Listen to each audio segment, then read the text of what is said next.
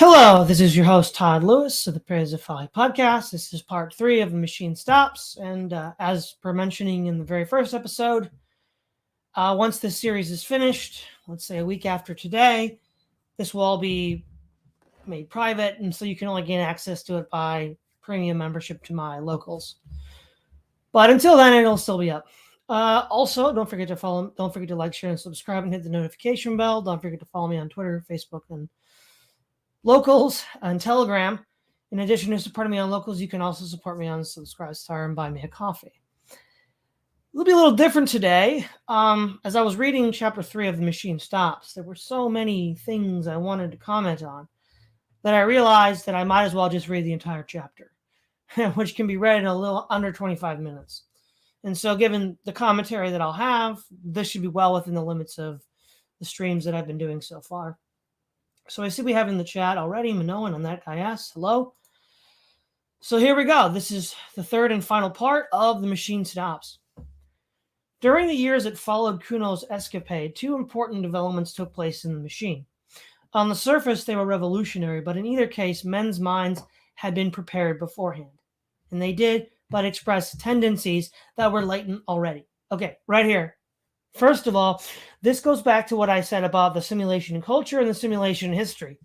It's the sort of predictive programming that prepares us for what's coming next. So, I know this is 1909. He's saying this. It's kind of incredible, but he sort of sees it as the machine develops. There's this in art and culture and in metaphysics, there's this drive to, as one accepts it, it creates certain tendencies that will reach a fruition down the road in ways that the original individuals could not have envisioned. The first of these was the abolition of a respirator.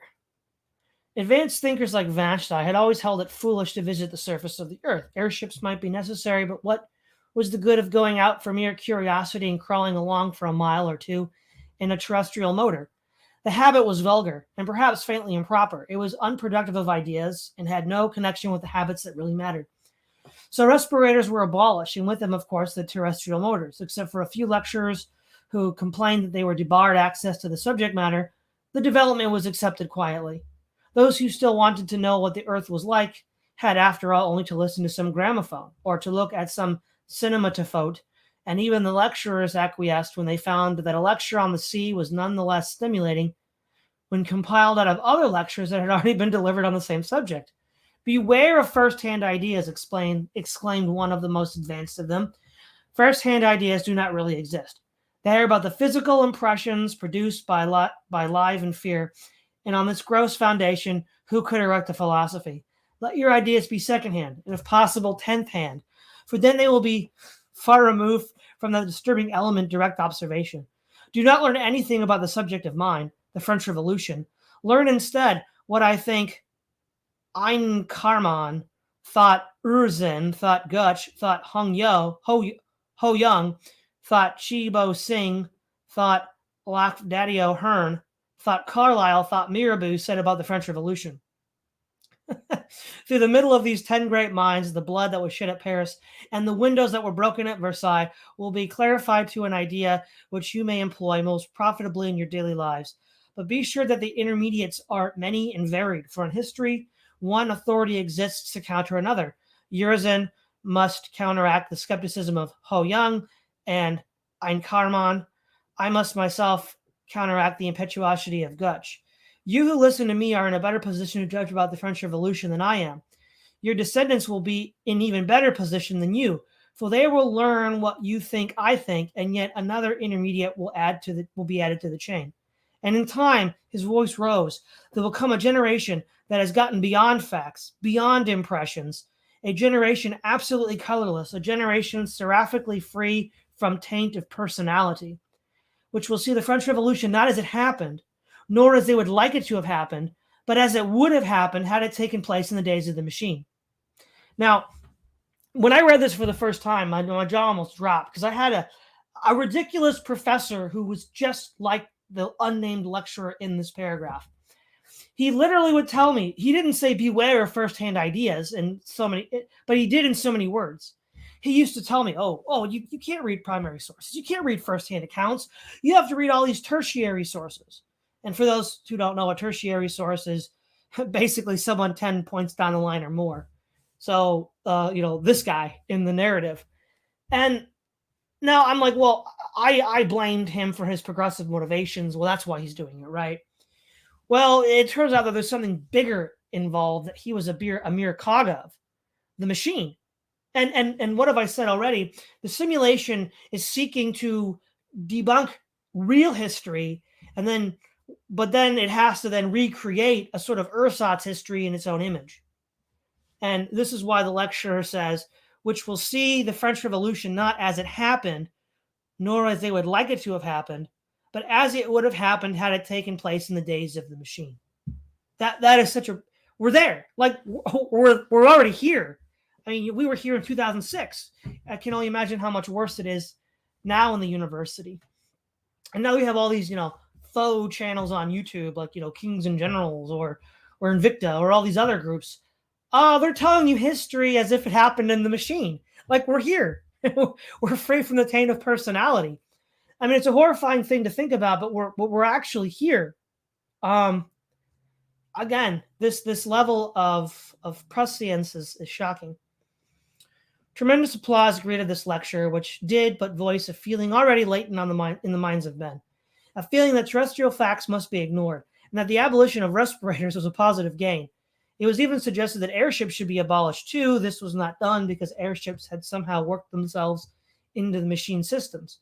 But year by year, they were used less and mentioned less by thoughtful men. The second development was the reestablishment of religion. This too had been voiced in the celebrated lecture. No one could mistake the reverent tone in which the peroration had concluded, and it awakened a responsive echo in the heart of each. Those who had long worshipped silently now began to talk. They described the strange feeling of peace that came over them when they handled the book of the machine, the pleasures that it was to repeat certain numerals out of it. However little meaning these numerals conveyed to the outward ear, the ecstasy of touching a button, however unimportant, or of a ringing an electric bell, however superfluously.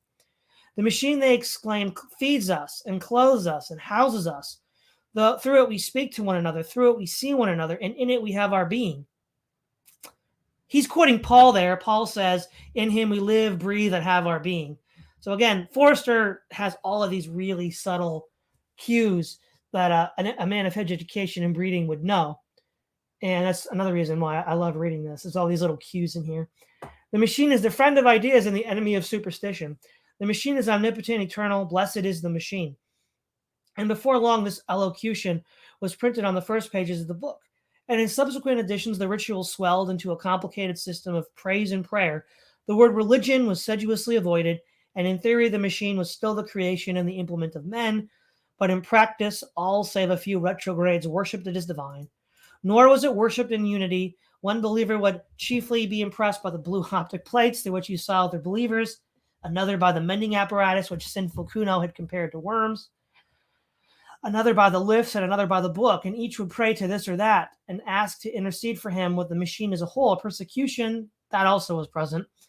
It did not break out for the reasons that will be set forward shortly, but it was latent, and all who did not accept the minimum known as undenominational mechanism lived in danger of homelessness, which means death, as we know. Again, the new atheism, transhumanism, all of this utopian nonsense that we've been getting a steady dose of since 1945 about scientific futurism, which sort of reached a crescendo in the aughts. This is all here. And of course, I didn't realize growing up that, I had to accept the religion of undenominational mechanism.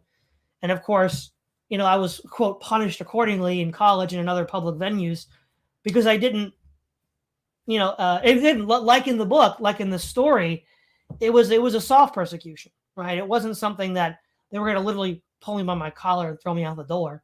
But again, so much of what we're living through, what I lived through, is echoed in the story. It's so prescient, it's scary. And it's kind of like, autism, where you just focus on this or that aspect of the machine, and you view it as some sort of like divine creation. We see this with like tech bros, depending on if you're in industry and you're an engineer that does one part over here, another part over there, or maybe you're a computer programmer working for Google, You all fetishize this one part of the machine. And again, we know it's the metaphysics of our age. Ernst Jünger said so. So again, this idea that it's divine or ought to be treated as such is interesting. And given the protection that capital has by the law, we see that the law protects the machine as if it's some sort of, righteous being. Don't go around desecrating the machine and doing damage to it. You get hauled off for property damage. To attribute these two great developments to the Central Committee is to take a very narrow view of civilization. The Central Committee announced the developments, it is true, but they were no more the cause of them than were the kings of the imperialistic period the cause of war. Rather did they yield to some invincible pressure which came no one knew whither, and which when gratified was succeeded by some new pressure equally invincible. To such a state of affairs it is convenient to give the name progress. No one confessed the machine was out of hand. Year by year it was served with increasing efficiency and decreased intelligence. The better a man knew his own duties upon it, the less he understood the duties of his neighbor. And in all the world there was not one who understood the monster as a whole. The master brains had perished. They had left full directions, it is true, and their successors had each of them mastered a portion of these directions, but humanity in its desire for comfort had overreached itself. It had exploited the riches of nature too far. Quietly and complacently it was sinking into decadence, and progress had come to mean the progress of the machine. Okay, we'll refer to last night's episode. Nobody could understand the machine. The fact that he envisioned a point that we'd get this far, and that, nobody, it's autonomous, right? Because it develops independently of the Central Committee. Even though it might, people might want to flatter themselves into thinking that it was the Central Committee making the decisions, rather than the Central Committee responding to the pressures that the machine was giving them. Nobody knows how it works wholly. I've talked about Eroy and resource exploitation. He sort of hints at it generally, vaguely. It has exploited the riches of nature too far. I think what, again, needs to be said about Forster is we have a long list of highly technical, precise language that's been developed over the last 50 years, 70 years, to describe this thing. He's describing all of this without the technical language in a very whimsical fashion. And it just stuns me how he has all of this here. And looking back from our vantage point over 110 years later, we can see just how right he was. As for Vashti, her left went peaceably forward until the final disaster. She had made her room dark and slept. She awoke and made the room light. She lectured and attended lectures. She exchanged ideas with her innumerable friends and believed she was growing more spiritual. At times, her friend was granted euthanasia and left his or her room for the homelessness that is beyond all human conception. Vashti did not much mind. After an unsuccessful lecture, she would sometimes ask for euthanasia herself, but the death rate was not permitted to exceed the birth rate, and the machine had hitherto refused it to her. Well, okay. First of all, as Kuno was saying in last section, the idea that the machine would kill man if it believed it could live without him. One. Two, euthanasia. What's going on in Canada right now? Again, it's this technical, scientific system saying that we don't need man anymore, or at least, we don't need some men anymore. So it's somewhere between here and what Kuno said is where we're living now. And again, it's interesting. Now, in our age, the machine won't refuse euthanasia. But again, that he would see that it would come to such a pass, again, is incredible. The troubles began quietly, long before she was conscious of them. One day she was astonished at receiving a message from her son. They never communicated, having nothing in common, and she had only heard indirectly that he was still alive, and had been transferred from the northern hemisphere, where he had behaved so mischievously, to the southern, indeed to a room not far from her own. Does he want me to visit him? She thought. Never again, never, and I have not the time. No, it was madness of another kind. He refused to visualize his face upon the blue plate, and speaking out of the darkness with solemnity said, "The machine stops." What do you say? The machine is stopping. I know it. I know the signs. She burst into a peal of laughter. He heard her and was angry, and they spoke no more. Can you imagine anything more absurd? She cried to a friend. A man who is my son believes that the machine is stopping. It would be impious if it was not mad. The machine is stopping, her friend replied. What does that mean? The phrase conveys nothing to me, nor to me. He does not refer, I suppose, to the trouble there has been lately with the music. Oh, of course not. Let me talk about the music. Have you complained to the authorities? The idea of us dissidents pointing out that society is collapsing really meets with the same sort of dismissal. People are like, it's not only that they don't believe what we're saying, right? Or they believe that it's absurd. The phrase conveys nothing to me. That's the people we're dealing with. The idea of saying the machine is stopping, there's a collapse coming, civilization's ending. The phrase communicates nothing to them. Well, so they can't even understand it, right? And because they can't understand it, they assume that it's madness. That's how dependent they have become on the system. They can't imagine life without it. It's become a crutch. And that's the theme of, say, Dune, technology, thinking computers become a crutch. Now, in Frank Herbert's universe, they destroy the thinking machines. Here, not so much. Yes, and they say it wants mending and referred me to the committee of the mending apparatus. I complained of these curious graphic gasping sighs that disfigured the symphonies of the Brisbane school. They sound like someone in pain. The committee of the mending apparatus say that it shall be remedied shortly. Obscurely worried, she resumed her life. For one thing, the defect in the music irritated her. For another thing, she could not forget Kuno's speech. If he had known that the music was out of repair, he could not know it, for he detested music. If he had known it was wrong, the machine stops, was exactly the venomous sort of remark he would have made. Of course, he had made it at a venture, but the coincidence annoyed her, and she spoke with some petulance to the committee of the mending apparatus. They replied as before that the defect would be set right shortly. Shortly, at once, she retorted. Why should I be worried by imperfect music? Things are always put right at once. If you do not mend it at once, I shall complain to the Central Committee. No personal complaints are received by the Central Committee, the Committee of the Mending Apparatus replied. Through whom am I to make my complaint then? Through us. I complain then. Your complaint shall be forwarded in its turn. Have others complained? The question was unmechanical, and the Committee of the Mending Apparatus refused to answer it. It is too bad, she exclaimed to another of her friends. There was never such an unfortunate woman as myself. I can never be sure of any music now. It gets worse and worse each time I summon it. What is it? I do not know whether it is inside my head or inside the wall. Complain in either case. I have complained, and my complaint will be forwarded in turn to the Central Committee. Okay, two things here. Now it's the time for the machine to act incredulous. The machine doesn't have an answer for Vashti's complaint because it isn't machine-like. Just like Vashti's friend and Vashti couldn't comprehend what Kuno was saying. But what it shows is that somehow, subtly inside Vashti's consciousness, Kuno has shifted her. She was all very mechanical, very proper. And now she asks, the question was unmechanical. So now she's somehow been subtly affected by what he said because of the conjoining of what he said with the defect in the music recording. Also, we get the usual bureaucratic runaround, which is a favorite, pun of so many jokes and very well satirized by Kafka. Time passed and they resented the defects no longer. The defects had not been remedied, but human tissues in that latter day had become so subservient that they readily adapted themselves to every caprice of the machine. The sigh at the cries of the Brisbane Symphony no longer irritated Vashti. She accepted it as a part of the melody. The jarring noise, whether in the head or in the wall, was no longer resented by her friend. And so with the moldy artificial fruit, so with the bath water that began to stink, so with the defective rhymes that the poetry machine had taken to emit. All were bitterly complained of at first, and then acquiesced in, and forgotten things went from bad to worse unchallenged. Wow. Like everything after 2011, this is just so true.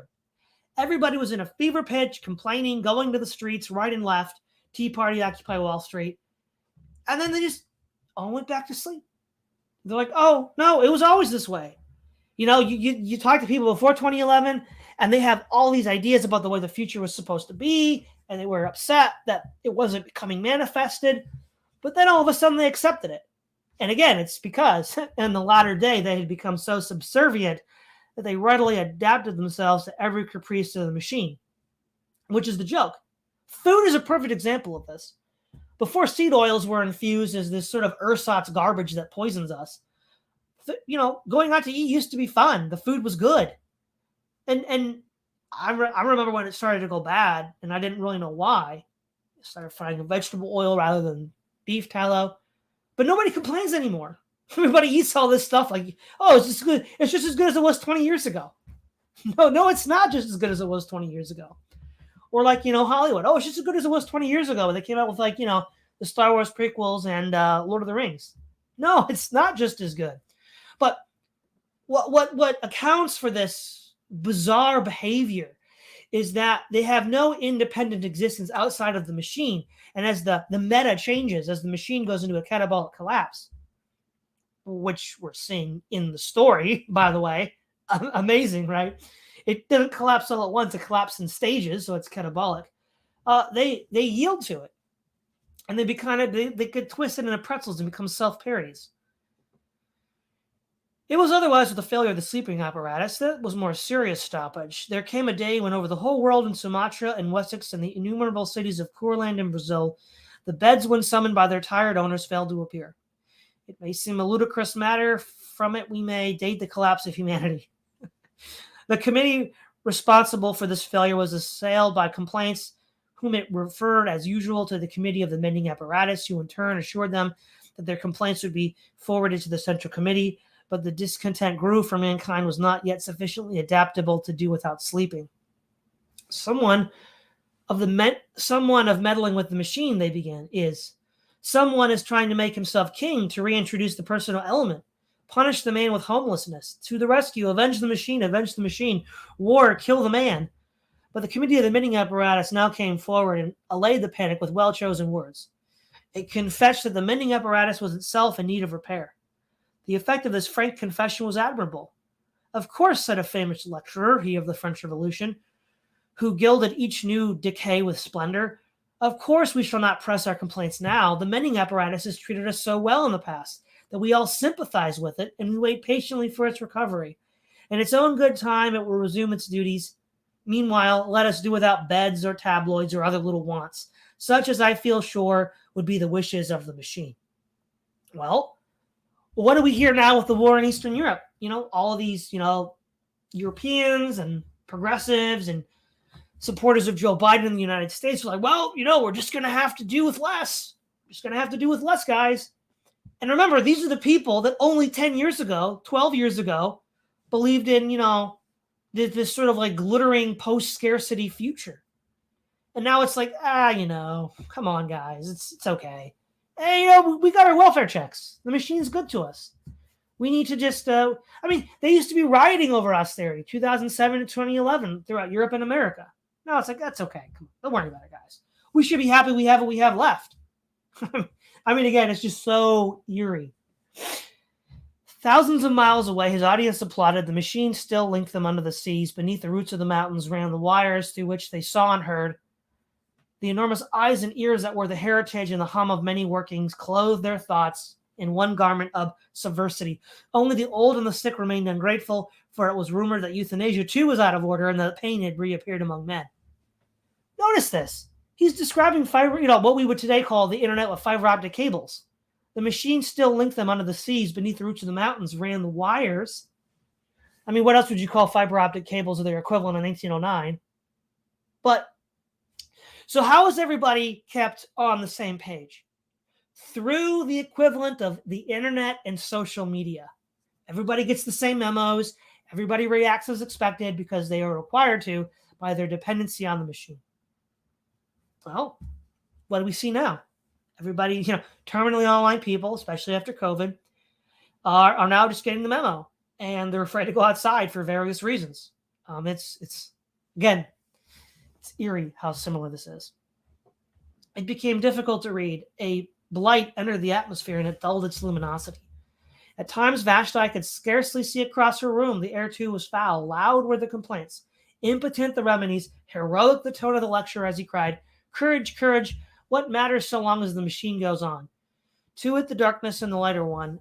And though things improve again after time, the old brilliancy was never recaptured. And humanity never recovered from its entrance into twilight. There was an hysterical talk of measures of provisional dictatorship, and the inhabitants of Sumatra were asked to familiarize themselves with the workings of the central power station, the said power station being situated in France.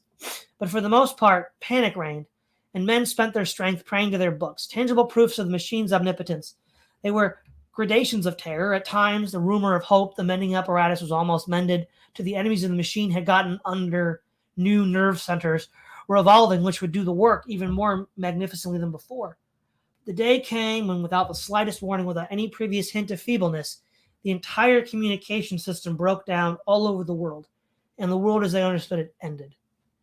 Now, I'll say we're obviously not at this point, but the fact that the last 100 years has gone more or less, we didn't go underground, of course, but it's gone more or less according to his plan, makes me wonder, is it going to end the way he's led us to?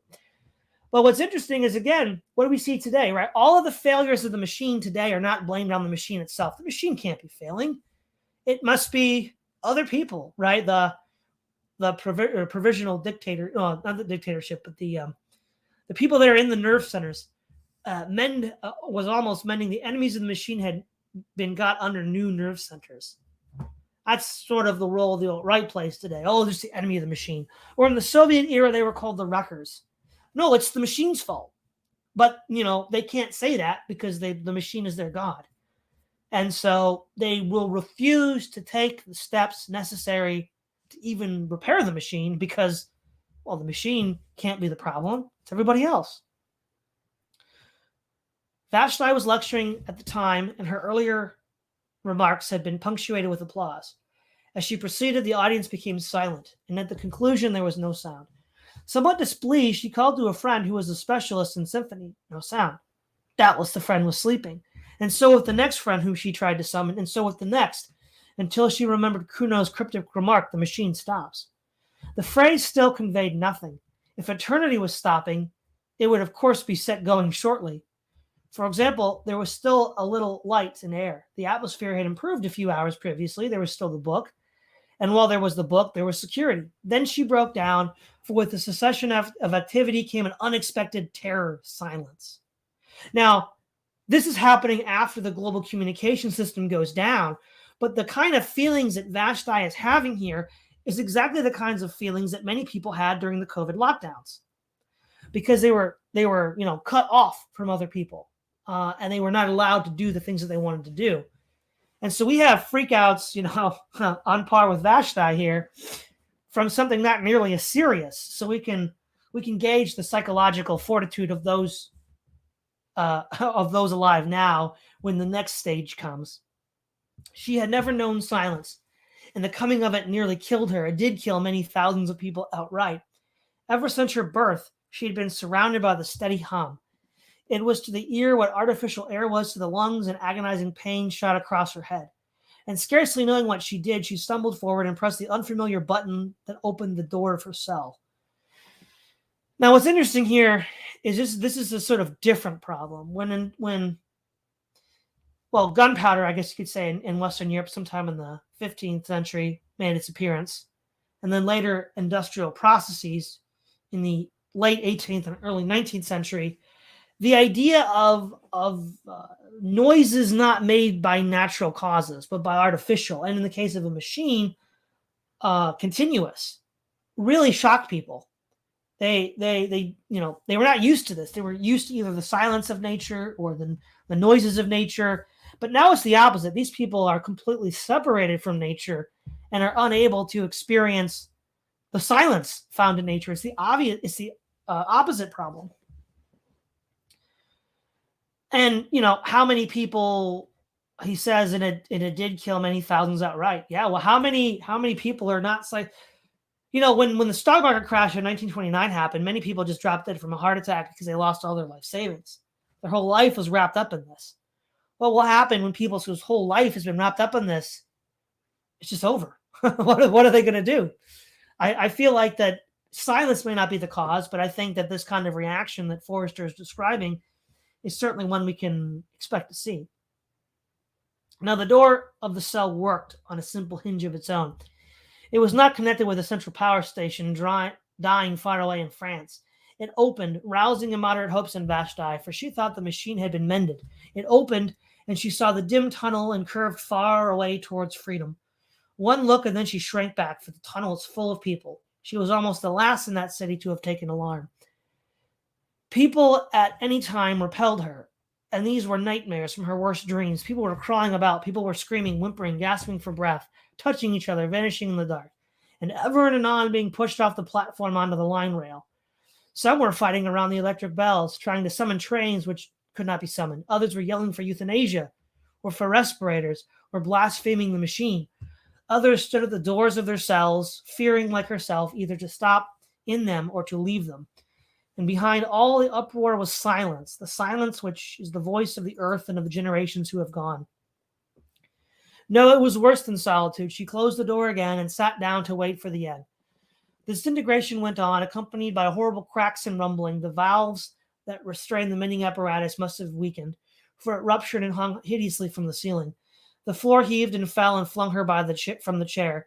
A tube oozed towards her like serpent fashion, and at the final horror approached. Light began to ebb, and she knew that civilization's long day was closing. The other thing here that is important about the use of silence in this whole collapse motif is that the French mathematician Pascal talks about this. He says, he's referring to the aristocratic classes, but why do men distract themselves with drinking, gambling, hunting, whoring, and all these other things? Because they can't be with themselves alone in the silence. And he says that they can't because they'll have to think about their lives and how it's been spent, or rather misspent, or even more severely, things like God. And so they don't want to think about that. And the people living in the machine in Forster's work and in our own day don't want the silence either, but want to be constantly stimulated because they are unable to bear the silence, because the silence necessarily creates the conditions. Silence is a precondition for reflection. And so if you don't want to reflect, you avoid silence. That's just it. And so none of these people they've avoided, well, not only have they avoided reflection, there was a constant hum of the machine. There never was silence. Because the machine then, as now, does not want you to think, does not want you to reflect. And so, it's you can see the importance of silence in all this.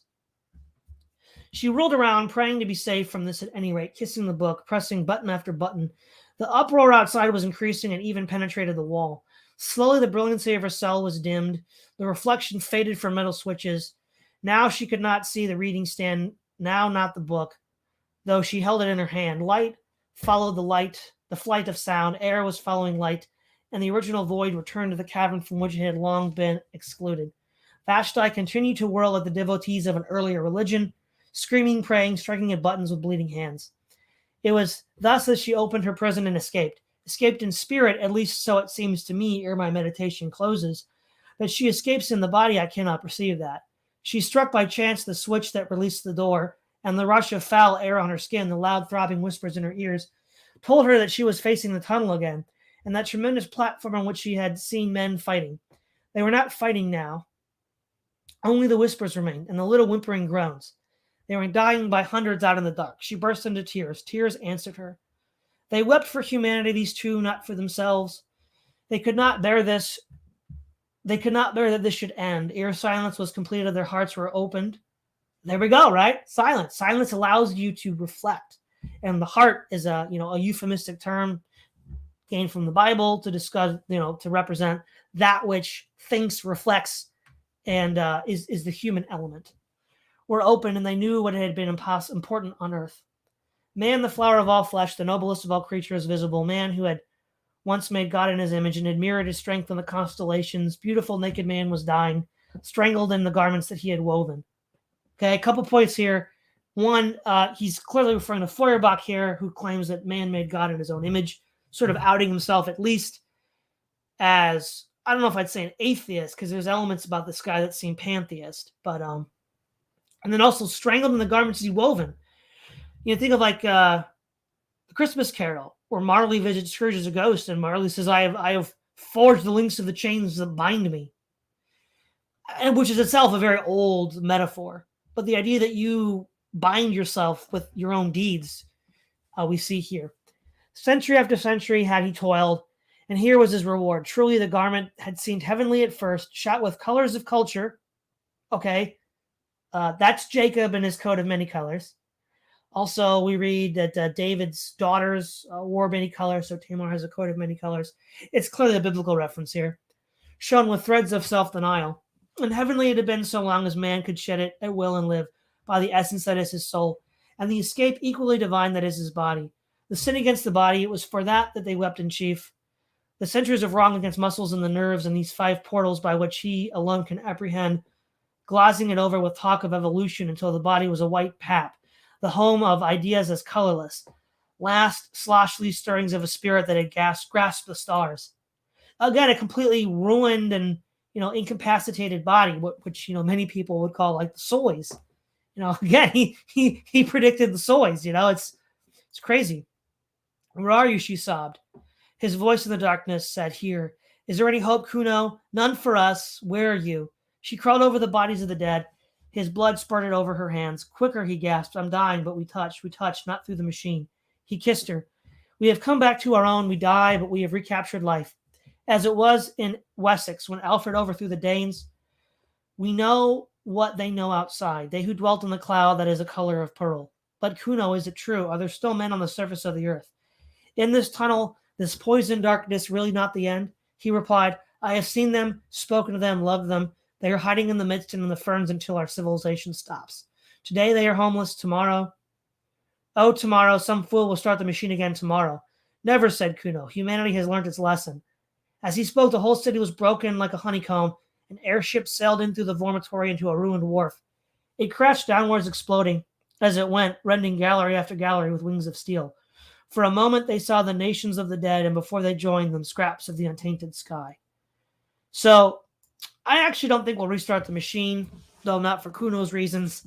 I don't think we've learned our lesson, but I think the cheap energy that made the machine possible is gone, unless some other undreamed source can be found, which I can't really think of at the moment. But again, there's just so much to be said about Forrester's The Machine Stops. Not only for the sort of cultured style in which he weaves together philosophy, history, biblical motifs to make a point, but that it's so utterly salient to what we're living in now. And now he mentions that this is a sort of dream of his own. And what's interesting is this whole thing is sort of an extended dream, which is a common theme throughout literary devices at the time. The idea that you would get people to suspend disbelief because, hey, I'm just dreaming, guys. Don't worry about it. But like, what a dream! It's so accurate to where we are. I mean, again, despite some things he doesn't get, like we don't live underground. There's certain technologies that he's not really aware of, which is fine. I mean, he described the internet, for crying out loud, right? And so, looking at all this, I think the lesson is where we are in the story. Because if this story is true up to the point where the global communication system ends, in which case it collapses, and we're not there yet. But it's like we follow the script. Like I'm beginning to wonder if this is just a script that we're going to follow in some way. And what's interesting about the machine in this context is the people can't act. They can't act because their actions are circumscribed and limited by the machine itself. So there's a lot of things. We'll often criticize people in power. We'll criticize people that we know. But why don't they do something? Why don't they do something? Well, partly it's because they are so dependent on the machine that the machine pre-selects the range of actions they can take. Because certain kinds of actions lead to certain kinds of thoughts, which make it difficult for you to interface with the machine and hence derive sustenance from it. And also, certain kinds of actions are precluded by the weakened mental and physical states the machine has put us in. And so I am beginning to wonder if it's not going to all end with a whimper, where people are so decrepit and hamstrung by the machine that is, someone like Uncle Ted pointed out, turn the machine off, people turn off with it. And so will it really be a Mad Max bang, or will it just be a whimper? Now, obviously, it's the end of the story. The whole thing collapses in this grand explosion, but the people are just kind of there watching it happen. as it is done to them. And of course, the an important key subtext here is that kind of vitalism, which was all the rage back in the late 19th, early 20th centuries, that, outdoorsmanship, especially for these, masculine writers, the machine is a threat to that. And it is. And of course, that's why the machine attacks it. He says in chapter 2, it would be a crime to let an athlete live. They euthanize the athletes. So, you could argue that yes, feminism is this driving force to harm men. But what is it downstream from? What is it a representative of? Well, the machine's desire to have weak, impotent individuals that it can control. And it has to use whatever technology, social interactions that are available at the time. So that's the machine stops. Now, if you haven't read it and you've watched all these lectures, that's great, but you should still read it because the machine stops is excellent. You could probably read it in a single afternoon. Let's see what we have in the chat. Cyber Ninja Zero, hello. Lush Tree, hello. GF, hello. Cyber Ninja Zero. Nick Land would be the archpriest of the machine. Maybe he would. Paul von Hindenburg, this is very fascinating. I'll have to catch this later. Yes, you should. That guy, yes. It's not surprising that they would begin to worship it since it provides and frames everything. Also, you can't live without it. That's the goal. Economy bros will often express the same sentiment of worship for the market. Yes, they do. And as a little bit of a preview, I will be sort of pointing out the irony of this in next Monday's episode, which is entitled The Modem Society and the Modem Man. I have literally had this moment when discussing it with normies. Yeah, I know, right? You're probably talking about incomprehensibility. They call me a cult leader. Well, what do they call Kuno? So, what else? Cyber Ninja Zero. There was a bit of mass panic, as not only could people not make calls, but card readers couldn't work. Yeah, and we're not even talking about a global telecommunications freeze, which is what causes Vashti and the others to freak out. I mean, that's a really extreme condition to be in. So we're freaking out way, way, way before that. Jay Ford, based weeping and gnashing of teeth moment. Well, not for Kuno. He tried to get out, but he couldn't make it.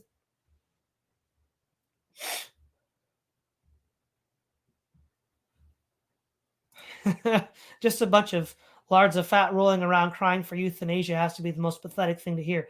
I know, right? I know, it's so eerie how he got that. Oh, this is good. That guy asks, it's like humanity and Wally experiencing the fall of Rome. Yeah, no, that's pretty good.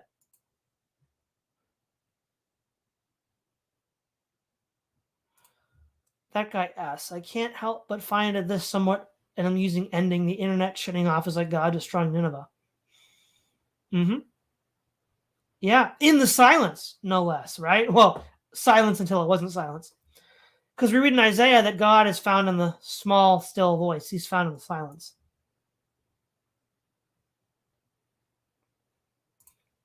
Humanity has learned its lesson. Good fantasy story. Yeah, I know. It sounds like Kuno went out onto the surface quite a bit. I know, that's the weird thing, right? Because we know there's one time he left. Presumably, he was forced to move south after further breaches. I'm not entirely sure how that all fits together. 100% Todd. Okay, that was from 7 minutes ago. Fill me in what's 100% Todd. Let's see. That guy asks, Kuno is the story's ROAG nationalist. Yes, 100%. Jorge Punta based. No,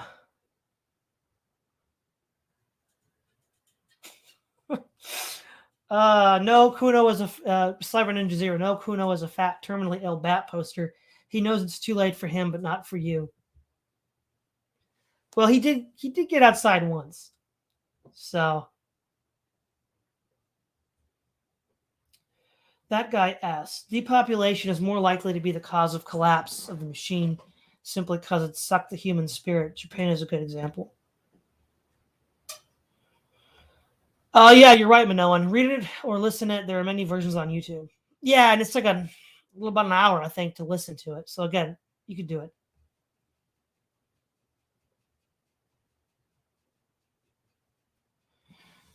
Venant91182. I don't get the idea of athletes being killed when the scions of the current day ruling class look like Wilkovos twins. Well, again, this is a highly developed mechanical system where, I mean, it's the level of human vulnerability and dependency is like approaching the levels of the Matrix. They really just want to use humans as batteries. That's sort of what Kuno is insinuating when he says the machine would kill us if it didn't need us. So there's that.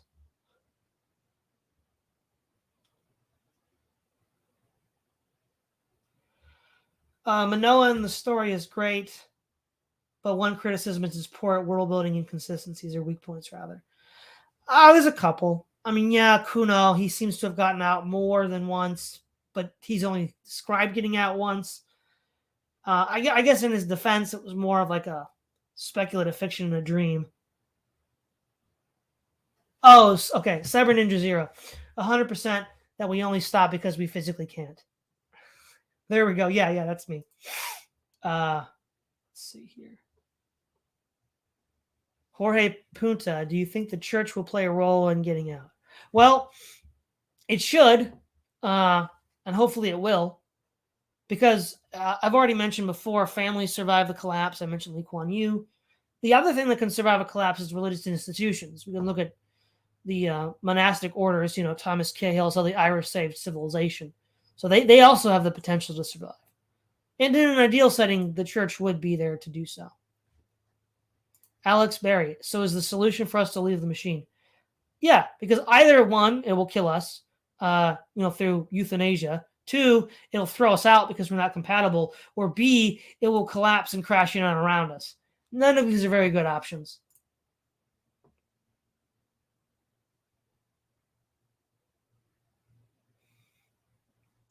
What is more ironic? Ted K audiobooks or Lul? Oh, easily Ted K. Lul was not necessarily a harsh critic of technology. He was more warning us. Uncle Ted was like back to nature now. So for him, it's, I think, more ironic.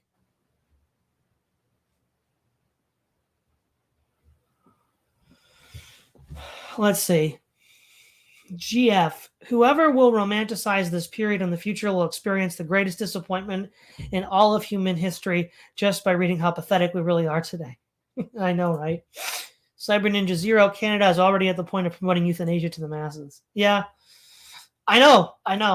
Sometimes you wonder if he consulted with the muses. Well, everyone, that's all I got for tonight.